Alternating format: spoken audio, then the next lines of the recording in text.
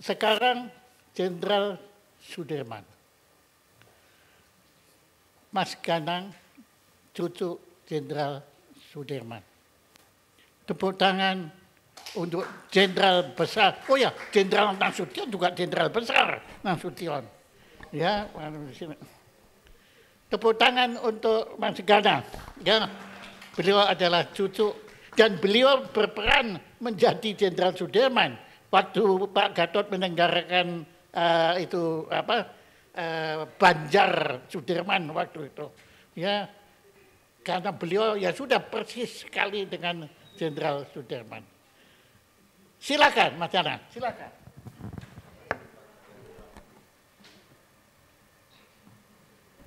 Terima kasih Pak Jaya Suprana.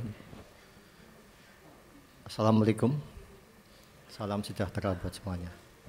Izin Pak Jaya, melihat materi yang disampaikan ke saya, seperti yang disampaikan para pendahulu, puisi ini puisi tingkat dewa Bapak. Jadi izin, karena suara saya intun, saya tidak bisa terlalu membaca puisi dan tidak pernah membaca puisi. Tapi izin kalau diperkenankan, di Hari Pahlawan ini, saya akan membacakan apa yang pernah disampaikan oleh Eyang Putri Sudirman kepada saya. Yang kalau saya... Eyang Putri? Nggih. Siti Alfiah Sudirman, Bapak. Nggih. Yang kalau saya nyun sewu, saya hayati, nggih. Pesan-pesannya hampir seperti puisi, Pak Adi, nggih. Hampir seperti puisi, nggih. Izin, nggih.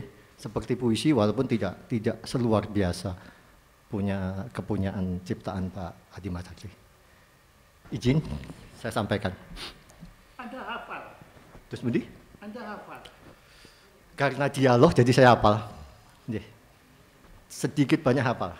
Walaupun mungkin izin karena Ibu Sudirman itu selalu menyampaikan dengan bahasa Jawa, mungkin akan saya masukkan ke bahasa Indonesia walaupun tidak semuanya bisa diterjemahkan bahasa Indonesia.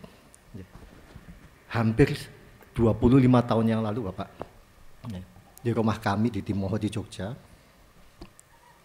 mendekati hari kemerdekaan 17 Agustus 1997 ketika itu, beberapa hari sebelum kemerdekaan.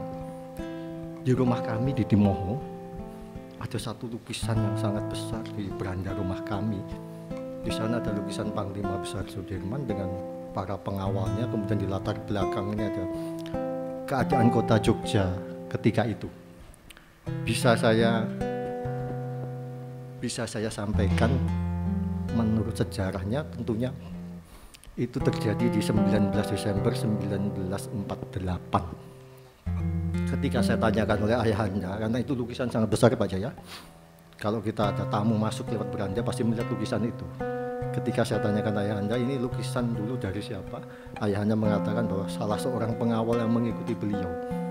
Lukisan ini tidak seperti lukisan pelukis ternama, tapi karena dilukis dengan keadaan pada waktu itu dan cintanya kepada perjuangan, maka bagi saya lukisan itu tetap indah.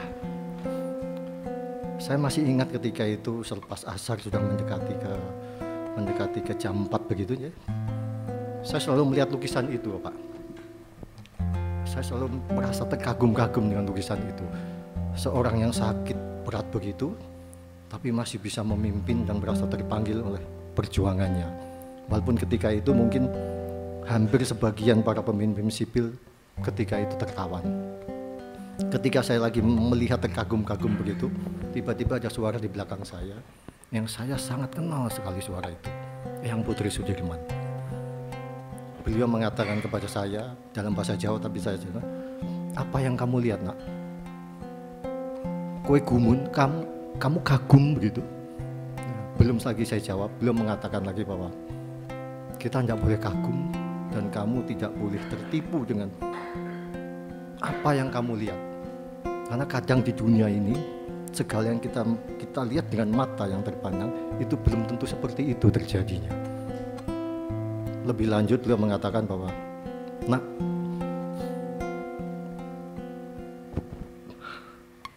nak umurmu hampir mendekati yang kagungmu. Ketika itu usia saya 32 tahun. Beliau mengatakan bahwa umurmu meh kaya yang kakungmu. Tak dongake, saya doakan semoga kamu bisa lebih dari yang kakung. Kemudian beliau berkata lagi bahwa kamu akan mengalami ke depan sesuatu yang mungkin tidak menyenangkan hatimu, tapi hadapilah itu. Jangan pernah melihat ke belakang dan jangan pernah lari dari kenyataan. Beliau melanjutkan lagi, dunia ini kadang tidak adil, tapi norma standar kehidupan sama buat semuanya. Dilanjutkan lagi oleh beliau, kalau saya masih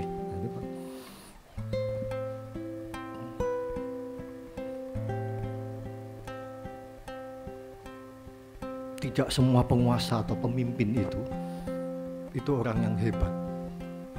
Kadangkala orang yang di bawah itu belum tentu lemah.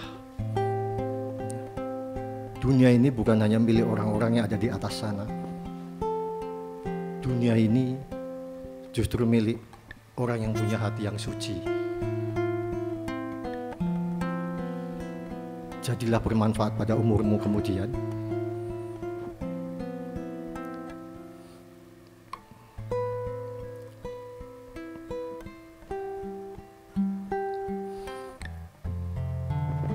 Jadilah teladan bagi generasi penerus ini, karena apa yang kamu perbuat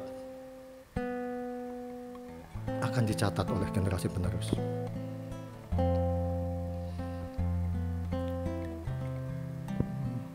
Beliau terdiam sejenak, duduk di samping saya ketika itu, masih sempat menepuk. Kemudian beliau pergi. Beliau mengatakan bahwa saya pamit lebih dahulu.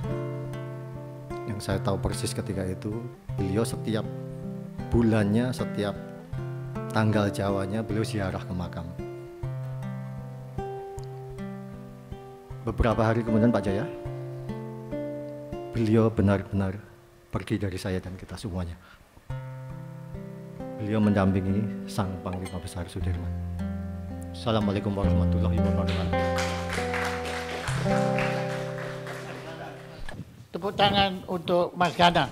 Terima kasih.